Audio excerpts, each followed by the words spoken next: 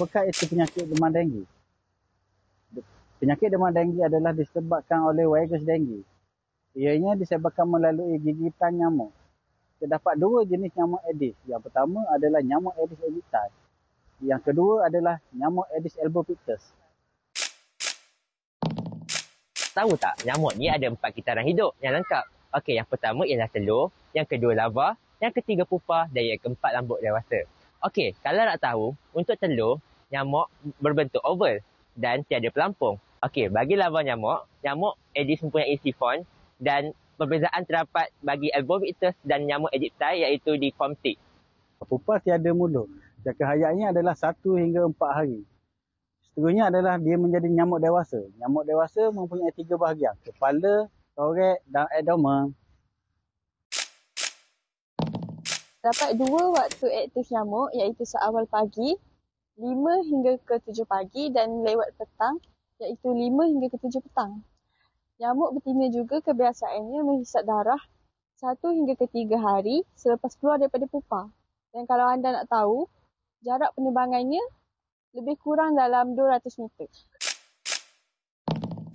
Antara tempat pemiakan nyamuk ataupun habitat nyamuk adalah seperti kantin kosong, kolam air, kolam mandi, alas pasu bunga dan juga tayar terbuang. Okay, terdapat beberapa tempat yang berisiko bagi pembiakan nyamuk Aedes.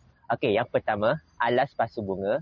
Yang kedua, pelapis penapis air. Yang ketiga, takungan peti ais. Yang keempat, kolam air terbiar. Yang kelima, botol-botol dan sampah sarap.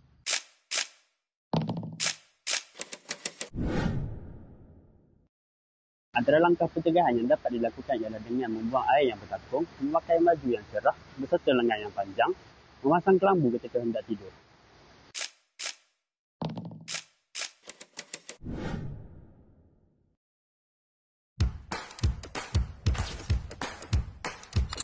Abang tahu tak apa tanda-tanda awal penyakit denggi? Saya tahu apa yang pengetahuan awal tu macam contohnya demam panas, lepas tu sakit badan, lemau semua tu lah. Seterusnya, apa langkah pencegahan?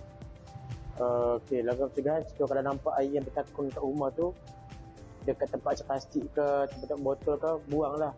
Lepas tu kalau longkang tu cucilah, longkang kawasan rumah semua cucilah. So, pernahkah ahli keluarga abang atau abang sendiri dah dapat denggi ni?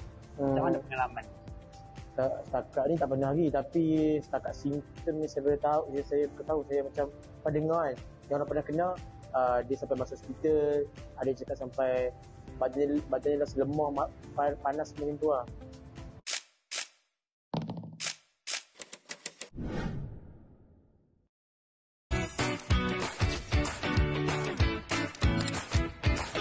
Saya ada beberapa soalan lah yang ingin kami ajukan kepada korang. Soalan pertama kami, apakah faktor epidemiologi yang menyumbang kepada peningkatan insiden denggi? Di Selangor ni lah. Kalau dekat Selangor ni antara faktor epidemiologi dia, kita boleh lihat kalau dekat Malaysia ni memang faktor cekah yang menyumbang kepada kenaikan kes denggi. Kemudian dan di Selangor ni kalau diikutkan kes dia adalah kes paling banyak lah yang berada di Malaysia. Kalau turunnya kes kat Selangor, seluruh Malaysia punya kes akan turun. Okay, jadi antara faktor dia adalah populasi lah, urbanisasi. Bila populasi banyak, dia akan ada faktor persekitaran yang menyumbang kepada kenaikan kes denggi. Contohnya pembuangan sampah, banyak tempat-tempat takungan air, itu faktor daripada urbanisasi. Dan faktor ni lah yang menyebabkan kepada peningkatan kes. Betul.